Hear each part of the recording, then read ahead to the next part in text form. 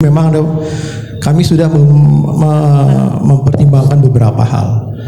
Yang utama adalah tadi di hari-hari hari-hari besar, misalnya sholat Jumat lah ya minimal. Kita mengantisipasi hujan. Terus yang sampai saat ini juga kita masih belum bisa solve secara sepenuhnya adalah masalah banjir. Nah, bila ada sholat Jumat, jemaah itu kan sudah sampai keluar. Begitu hujan, airnya masuk kemana-mana. Cukup menyulitkan bagi jemaah untuk melakukan sholat Jumat. Nah, jadi kami berusaha menampung itu. Dan tadi seperti yang saya sampaikan, ini tidak hanya kita berharap di acara-acara besar Islam lainnya kita juga bisa menampung jemaah dengan lebih baik. Jadi tidak melebar sampai keluar. Walaupun kalau misalnya melebar, walaupun memang kalau saya pikir dengan dana yang seperti ini di saat hari besar umat Islam, walaupun sudah dengan penambahan, tetap akan melebar. Kenapa? Pasti masjid ini akan menjadi sangat atraktif, sangat menarik bagi warga, tidak hanya di perindustrian. Nah, jadi akan mungkin menambah jemaah yang tadinya nggak ada di sini, maka coba ke Muhajirin aja deh, masjidnya besar. Efeknya akan seperti itu, dan itu sering terjadi di masjid-masjid yang lain. Kita tidak berharap bahwa ibadah harian masjid ini selalu full capacity di ibadah harian. Hampir tidak ada yang seperti itu. Jadi kita memang berusaha mengakomodir kemampuan kapasitas semaksimal mungkin di acara-acara besar umat Islam lainnya. Jadi seperti itu. Jadi kalau menurut saya hal yang terjadi di Timah yaitu memang sangat umum yang terjadi di masjid kita. Karena apa? Karena toh di di hariannya saja mungkin ya zuhur, asar, maghrib, jemaah juga belum pada datang. Jadi kita tidak menghitung kapasitas dari sholat hariannya. Itu saja dari kami. Bila ada masukan atau pertanyaan dari Bapak Ibu sekalian, silahkan.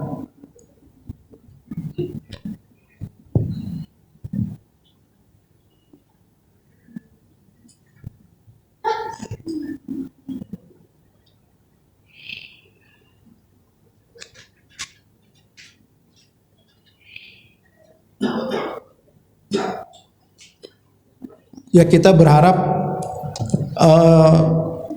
pastinya ya kita mengutamakan kalau yang lansia ataupun yang difabel di mana-mana itu di lantai dasar.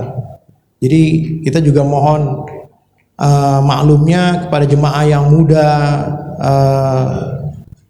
itu untuk sholat di lantai atas, dan itu pun akan terjadi bila di acara hari besar umat Islam.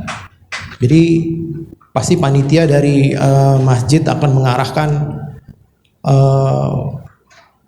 bagi yang muda, baik laki-laki ataupun perempuan, atau yang untuk sholat di lantai atas, sehingga yang di bawah bila itu memang lansia kita cukup banyak ya dapat menempati lantai dasar. Baik Bapak Ibu, bila nanti masih ada pertanyaan mungkin bisa langsung disampaikan ke kami. Nanti kami juga tadi yang sudah saya sampaikan akan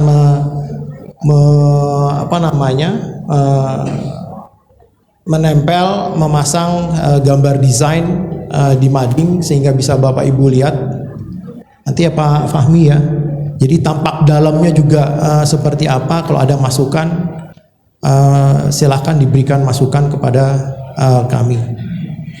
Bila tidak ada pertanyaan, terima kasih, dan kami mohon doa dari Bapak Ibu sekalian bagi rencana baik ini pengembangan Masjid Al Muhajirin. Demikian dari kami, wabillahi taufiq wal hidayah. Wassalamualaikum warahmatullahi wabarakatuh. Oke, ini tentang DKM Al-Muhajirin ya. Intinya adalah menjelaskan fungsi DKM Al-Muhajirin yang mencakup tanggung jawab administrasi, pengelolaan keuangan, sampai pembangunan dan fasilitas program kemanusiaan, pendidikan, serta upaya memperkuat ikatan komunitas muslim. Ini saya persingkat aja ya, karena waktunya udah cukup jalan. Apa sih tujuan pembangunan Masjid Al-Muhajirin? Poin yang pertama adalah menyediakan fasilitas ibadah yang memadai untuk warga muslim ya, khususnya di lokal kita atau di sekitar komplek Departemen Perindustrian, yang intinya bisa membantu seperti memperkuat komunitas ikatan sesama muslim dan fasilitas yang sudah ada di Al-Muhajirin. Secara info di Kelurahan Tugu ya, untuk area Departemen Perindustrian ini kalau kurang lebih adalah sekitar 2.000 masyarakat muslim yang terdapat di wilayah Al-Muhajirin. Ini khusus Kelurahan Tugu yang saya dapat dari data Pemprov Jabar ya, khusus Kota Depok. Untuk aktivitas masih sama seperti yang sudah berjalan, belum ada perubahan. Apa sih manfaatnya? Manfaatnya kita bagi menjadi 4. Jadi pusat ibadah yang berkualitas seperti yang sebelumnya, meningkatkan kualitas spiritual, terus fasilitas pendidikan agama, ruang diskusi agama seperti kajian suruk, terus bantuan kemanusiaan, promosi toleransi dan kerukunan, pusat belajar, dan mendukung pertumbuhan komunitas. Nah, kondisi pembangunan Masjid Al-Muhajirin tuh tahap awal tuh perencanaan renovasi tuh telah dipersiapkan ya. Seperti kita sudah membentuk panitia itu dari tahun 2023. Itu sekitar bulan Oktober November kita sudah membentuk ya.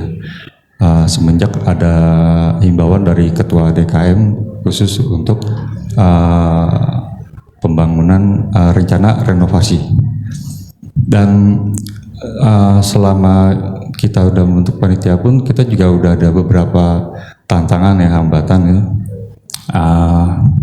Dan selain itu juga akan dibahas rencana kelanjutan untuk persiapan renovasi pembangunan dan upaya-upaya untuk memastikan renovasi agar berjalan lancar, karena beberapa poin banyak opini-opini masukan yang itu bagi kita juga cukup banyak ya. Dari kita sampai ada 2 konsultan arsitek yang kita coba compare, kita bahas secara internal dan mendapat salah satu konsultan perencana dan arsitek yang cukup bisa diajak diskusi lebih cepat ya, responnya juga lebih cepat sih.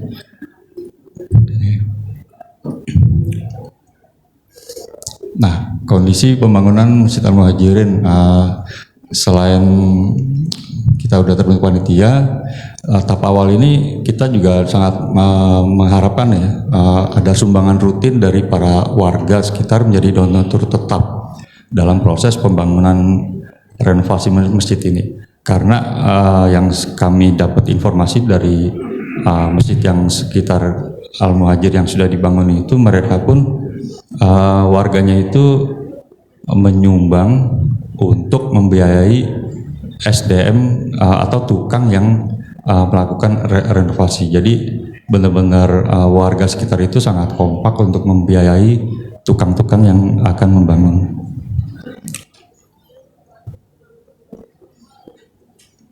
Apa sih masalah pembangunan Masjid Al-Muhajirin? Pada poinnya itu kita ada 4. Yang pasti adalah masalah dana. Nah, itu akan menyebabkan terlambatnya progres ya, karena alhamdulillah seperti Ketua Panitia Pak Profesor Ganjar sudah sampaikan ada donatur yang sangat antusias ya ke Al-Muhajirin, dan dia sudah berkomitmen juga untuk menyumbang. Nah, jangan sampai kita berharap 100% dengan sumbangan beliau, karena setelah kita perhitungkan itu cukup sangat memakan biaya juga yang lain itu. Nanti akan saya sampaikan pada akhir di slide terakhir. Terus masalah perizinan ini juga agak rumit karena kita harus melakukan izin renovasi, dan kita sudah minta ke arsiteknya untuk desain pada saat kita submit dokumen untuk ke Kota Depok untuk proses izin. Terus poin 3, keterbatasan tenaga kerja yang terampil. Nah, ini kita juga akan agak selektif ya untuk tenaga yang kerja, karena kita jangan sampai untuk para tenaga yang membangun ini atau tukang-tukang ini yang mereka kurang berpengalaman ya, karena otomatis akan memperlambat pembangunan atau renovasi tersebut. Nah, untuk poin 4 adalah masalah kesediaan material, dan ini juga masalah kita main di timing sih. Nah, kalau udah masuk di poin 4 ini nanti ada tim yang khusus lagi untuk yang konsen masalah teknis detail di panitia kita. Terus solusinya apa? Nah, kita melakukan terkait masalah dana, kita melakukan kayak pemasangan baliho di beberapa spot atau di sosmed. Kita juga akan lakukan sosialisasi lewat sosmed, kalau IG, Instagram ya, Facebook, TikTok, itu kita coba akan sebar lewat sosmed dalam proses pembangunan.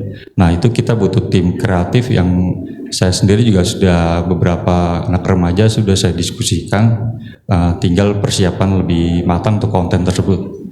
Untuk poin 2 masalah izin, nah ini kita mungkin agak lebih cepat ya untuk proses izin. Untuk solusi nomor 3 adalah, nah ini kita sangat berharapkan partisipasi yang serius ya dari para warga sekitar, khususnya daerah kita ini yang kita tinggali, untuk sangat antusias saling membantu, karena kita tinggal di sini, kita bantu, nanti yang merasakan mungkin anak atau cucu kita gitu. Nah, untuk yang poin 4 adalah kita selalu seperti tadi malam kita habis diskusi juga dengan Pak Ketua Profesor Ganjar, bagaimana untuk agar solusi teknis yang efisien dan hemat budget gitu. Itu yang concern di kita sih, jangan sampai kita overkill dalam spek segala macam. Nah, Ketua Panitia Renovasi Masjid Al-Muhajirin ini dari pihak Ketua DKM sendiri itu ada beberapa 3 item yang kita sorotkan. Yang pertama dia pengalaman, kemampuan, dan nilai masyarakat. Nah, pengalaman maka kita tunjuk Profesor Ganjar karena beliau banyak pengalaman bersosialisasi dan dengan berbagai segmen, dan beliau juga sudah berkecimpung di berbagai pembangunan masjid yang kami dengar dari beliau langsung. Dan kemampuannya juga beliau seorang tokoh masyarakat ya, terus punya hubungan luas juga, dan jaringannya juga kuat, dan beberapa stakeholder yang beliau punya. Nah, untuk nilai masyarakat, perilakunya amanah, beliau kalau kita lihat baik dan disegani oleh masyarakat. Makanya kita pilih Profesor Ganjar. Ini fotonya belum saya masukin karena semalam saya baru keluar. Ini timnya, kita ada beberapa item tim, tapi kita ini nggak saya jabarin secara detail. Mungkin nanti pada saat mulai pelaksanaan pekerjaan akan kita tampilkan tim susunan panitia lebih detail. Ini ketuanya Prof. Ganjar, sekretaris Bapak Mulyadi, bendaranya Miftah, penasihat salah satunya Pak Haji Umar. Nah, ini kebutuhan anggaran. Estimasi anggaran yang sudah kita dapatkan RAB dari pihak konsultan perencana itu ada banyak sih Pak.